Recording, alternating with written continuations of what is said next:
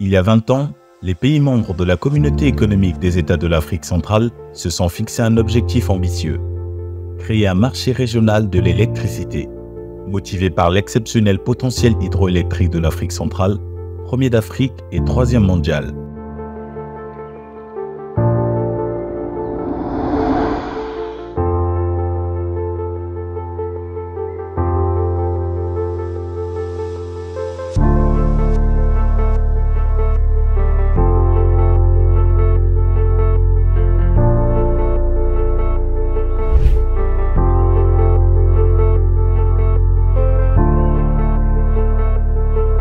Au cours d'une réunion à Abidjan, où j'avais moi-même participé, qu'est née l'idée de créer le pôle énergétique d'Afrique centrale. On en a discuté avec les responsables de l'UPDA, Union pour la production, transport et distribution de l'électricité d'Afrique, qui a le siège à Abidjan, qui était le secrétaire général, M. Mouti Massakrini. Et c'était en 2001. Et puis en 2003, on a prolongé la discussion à Libreville. Et de là est née la concrétisation de création du pôle énergétique d'Afrique centrale à Brazzaville en 2003.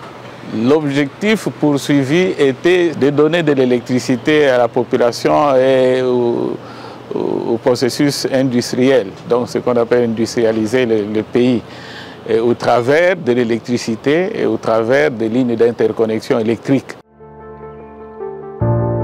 Il a fallu se structurer autour d'une vision commune et garantir le fonctionnement de l'institution. 20 ans après sa création, le PEAC dispose de nombreux instruments juridiques et d'outils techniques. Les équipes sont renforcées, les partenaires mobilisés.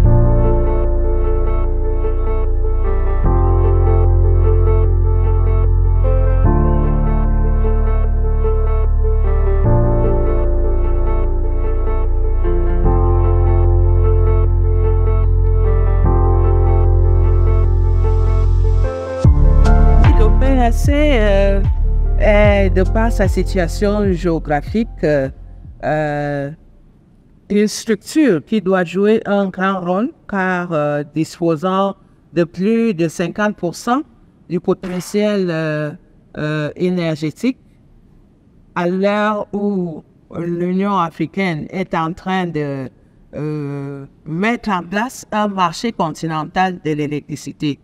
Donc, de par sa situation géographique, de par son potentiel, le PEAC est amené à jouer un rôle important si ce pôle énergétique a les moyens de sa politique. La vision était que ce pôle serve de la promotion du développement socio-économique et industriel sur la base de l'électricité. En se référant à ce que Dieu lui-même a fait, Dieu a commencé par créer l'eau et l'électricité avant de créer tout l'écosystème, et l'homme étant le dernier. C'était un peu ça. Et d'autre part, on s'est référé aussi au passé. Le passé, c'est quoi? À l'histoire, je veux dire, de l'Union européenne. L'Union européenne a été créée sur base de la CECA, Communauté de l'acier et du charbon. Et donc il y avait déjà là-bas la notion de coopération en énergie. La création du pôle énergétique de l'Afrique centrale est une émanation de la volonté politique des chefs d'État et de gouvernement des États membres de la communauté économique de l'Afrique centrale. Son objectif ultime est la création d'un marché régional d'électricité et interrégional de l'Afrique centrale. Nous fonctionnons sur la base des contributions des sociétés d'électricité membres du PEAC. En dehors de cela, les bailleurs de fonds, nos partenaires techniques et financiers, financent essentiellement les projets, les études des projets, le renforcement des capacités de nos experts, les experts des sociétés d'électricité et du ministère en charge de l'énergie, les experts même du PEAC, etc., etc. Effectivement, l'Union européenne appuie le PEAC depuis longtemps, depuis presque 14 ans. Elle l'appuie à travers les financements du Fonds européen de développement et elle continuera à le faire aussi dans le futur à travers le nouvel instrument Global Europe. Les premiers bénéficiaires, ce sont les entreprises d'électricité qui gèrent le service public d'électricité dans leur pays. Donc nous avons un rôle crucial dans le fonctionnement du PAC parce que nos cotisations annuelles permettent le bon fonctionnement de cette institution. Oui, les États membres doivent mettre à la disposition du PAC des ressources financières et des ressources humaines de qualité pour permettre donc au pôle énergétique de réaliser ses missions.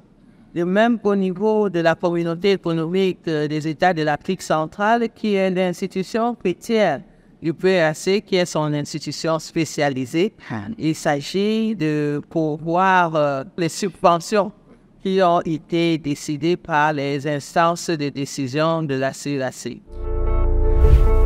Il fallait aussi moderniser les infrastructures, en bâtir de nouvelles, créer des interconnexions, innover, améliorer les performances, renforcer les compétences, des grands projets auxquels se sont attelés le PUAC et les sociétés d'électricité nationales.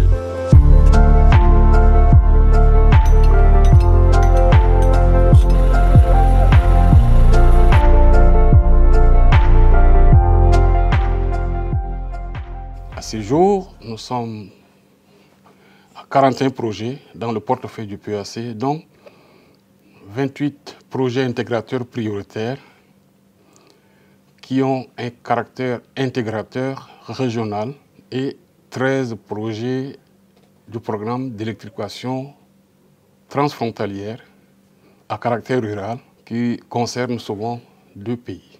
Les projets phares, il y en a plusieurs. Il s'agit entre autres du projet d'interconnexion des réseaux électriques du Tchad et du Cameroun, le projet d'interconnexion Inga-Cabinda-Pointe-Noire, qui est le socle de la boucle de l'amitié énergétique, acté par un protocole d'accord qui a été signé ici même à Brazzaville par les chefs d'État. Et ce projet, la boucle d'amitié, concerne donc les 3 États, l'Angola, le Congo et la République démocratique du Congo. Ce poste, je peux dire que c'est le maillon. Hein? C'est l'un des maillons du grand projet de boucle de l'amitié parce que ce projet permet donc à l'énergie produite au niveau du poste Zongo d'être totalement acheminée vers Kinshasa. Parce qu'avant, sur Kinshasa, on n'envoyait que 50 MW parce qu'on n'avait pas une ligne susceptible de tout transporter. Là, on a construit une nouvelle ligne 220 kV qui part depuis la centrale de Zongo jusqu'au poste Kitchika à Kinshasa. Il y a aussi l'ancienne ligne qui partait de Lingwala vers Mbono qui arrive également au niveau du poste de Kisuika. Donc, on a 2 sources indépendantes qui arrivent au poste de Kisuika. En ce qui nous concerne, c'est que nous, on sera déjà proche de ce poste par rapport à Mbono et on aura la possibilité, ça va réduire le temps quand il y a un blackout parce que Zongo peut envoyer directement sur Kisuika et Kisuika nous renvoie. Donc, chez nous aussi, il y aura une amélioration très importante dès que le poste sera mis en service. La question qui se pose plutôt, c'est le manque de moyens financiers pour réaliser des études bancables dans notre sous-région. Pour illustrer cette question, je vais citer quelques projets matures qui ont fait l'objet d'études.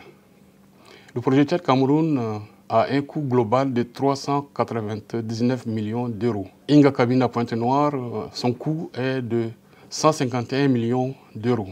Nous avons également le projet d'interconnexion Gabon-Congo, dont le montant fait 147 millions d'euros. En un mot, l'ensemble de projets au portefeuille du PUAC, pour le réaliser en totalité, y compris Inga, ça fait autour de 14 milliards d'euros.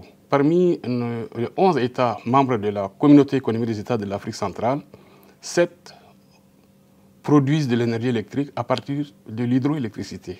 Je ne néglige pas le solaire, l'éolien et d'autres sources d'énergie électrique, notamment le thermique à base de sources thermales telles que utilisées aujourd'hui au Rwanda.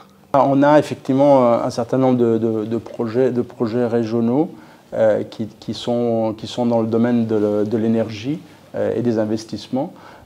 Et qui tendent justement à promouvoir ces énergies alternatives et renouvelables. Et donc la combinaison avec le PEAC, qui d'ailleurs lui-même est financé aussi au niveau régional, est tout à fait importante. Donc je dirais que c'est une synergie entre différents projets régionaux qui permettent de contribuer à cet objectif important de lutte contre le changement climatique et de promouvoir des nouvelles sources d'énergie, en quelque manière, plus bon marché, mais aussi plus efficace et moins impactante, disons, au niveau climatique. Nous avons donc intérêt à ce que nos gouvernements puissent mettre la main dans la poche. Créer un marché d'électricité de libre-échange au travers des boulevards énergétiques interconnectés en Afrique centrale, c'est avant tout œuvrer pour le bien des populations, le développement des entreprises et la diversification des économies. Telle est la mission du PEAC et de ses partenaires depuis 20 ans. Ce que m'inspire la citation « pas d'énergie, pas d'économie », c'est que oui, en effet, lorsque nous n'avons pas accès à l'énergie, ça empêche un certain nombre de secteurs d'éclore, mais il se trouve également qu'il y a des secteurs qui se développent tout de même sans l'accès à l'énergie, c'est-à-dire plutôt la connexion au réseau électrique, et utilisent des sources alternatives d'énergie. On pense au groupe électrogène, par exemple, aux générateurs qui utilisent du diesel. Et là, certes, il y a une création d'activité, mais une création d'activité avec des coûts de production qui sont exorbitants par rapport à ceux qui seraient si la société était connectée au réseau. Et donc, oui, il y a une économie, mais une économie qui produit de façon peu compétitive. Le processus sont renforcés pour qu'il y ait une opérationnalisation de la zone de libre-échange continentale. À cet effet, il faut une transformation structurelle et une diversification des économies. Et l'Afrique centrale ne peut procéder au commerce, aux échanges commerciaux avec les autres sous-régions que si elle a des produits transformés. Et la transformation, l'industrialisation nécessite de l'électricité en quantité fiable, en quantité importante, stable et fiable, à des coûts moins élevés. Les sociétés ne sont pas toujours raccordées au réseau. Et on constate que beaucoup de sociétés qui ne sont pas raccordées au réseau ne le sont pas en raison d'un éloignement du réseau. Et très souvent, pour les sociétés qui sont à la frontière du Congo avec un de ses voisins, on constate que ces sociétés opèrent en dehors de toute connexion réseau. On peut penser au secteur minier, par exemple, on peut penser au secteur forestier. Et la mise en œuvre effective d'un réseau d'interconnexion électrique sous-régional va permettre d'adresser les problématiques de connexion de ces secteurs. Et je pense par exemple au projet transfrontalier entre le Cameroun et le Congo, Nachingel, qui est en cours de mise en œuvre. Rien que la mise en œuvre de ce barrage permettra, dans les deux régions les plus grandes productrices de bois au Congo, de connecter le secteur forestier. Avec l'électricité, chacun peut entreprendre à sa manière. Vous voyez, par exemple, à l'intérieur du pays, dès qu'on amène l'électricité, vous voyez qu'il y a des chambres froides qui se créent, il y a des vulcanisations qui se font, il y a des ateliers de soudure, il y a des menuiseries qui se créent. Les jeunes peuvent se prendre en charge. Donc, sans électricité, il est difficile de parler de développement. Les interconnexions vont amener une demande dans le secteur de l'électricité, ce qui fera en sorte que les jeunes puissent être orientés vers les formations dans le secteur de l'énergie électrique. Plusieurs PME pourront être mises en place et qui pourront donc recruter les jeunes formés, de même que ceux qui auront des petits emplois ou même se mettre à leur propre compte en créant des start-up qui permettront donc d'assurer leur autonomie financière. La question de la formation professionnelle est au cœur des priorités de l'Union européenne ici au Congo et dans les autres pays aussi et dans la région. Et nous pensons que le PEAC peut aussi jouer un rôle important parce qu'en développant l'énergie, on va développer les métiers qui sont liés à l'énergie aussi. que ce soit la recherche, que ce soit l'ingénierie, que ce soit la manutention, l'entretien. C'est tous des métiers importants qui peuvent se développer si le marché de l'énergie se développe. De ce fait, on développe aussi les métiers qui y sont connectés. Les jeunes filles qui comptent se lancer dans cette filière, si elles ont les compétences nécessaires, j'ai la conviction qu'elles pourront progresser au sein des entreprises, au sein des ministères en charge de l'énergie, car il n'y a plus d'emploi pour femmes, d'emploi pour hommes, et les pays, pour la plupart, essayent de mettre en application l'équité, l'égalité des genres. Donc, il suffit d'avoir une bonne formation. J'ai vu des représentantes de certaines agences nationales, de certains ministères qui sont des femmes ingénieures en matière d'électricité énergéticienne. Il faut tirer le chapeau. Voilà. Une vision claire, des objectifs bien définis, une stratégie efficace et des projets concrets, le PEAC a tous les atouts pour réussir sa mission.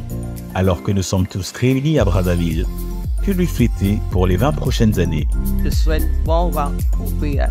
Nous célébrons 20 ans depuis la création du PEAC et je pense que c'est une étape importante. Donc je souhaite au PEAC pour ses 20 ans qu'il trouve les moyens de sa mise en œuvre effective afin qu'il serve de levier à la diversification économique dans notre sous-région. Je remercie le pays hôte, la République du Congo, qui a continué à donner le siège, les facilités pour que le PAC fonctionne. Les 20 autres années, nous devons donc faire un effort pour que concrètement dans la sous-région, ils puissent avoir des projets réalisés. Pour finir, j'adresse mes très sincères remerciements au peuple congolais, au premier rang duquel le chef de l'État, le président de la République, son Excellence Denis Sassou Nguesso, au Premier ministre, aux membres du gouvernement, pour les multiples actions en faveur du pôle énergétique de l'Afrique centrale depuis ces 20 dernières années. Je tiens également à féliciter les partenaires techniques et financiers, les sociétés d'électricité membres du PEAC, les ministères en charge de l'énergie, l'ensemble des pays membres de la CEAC qui appuient à tout point de vue le PEAC dans l'accomplissement de sa noble mission. Vive les 20 ans du PEAC!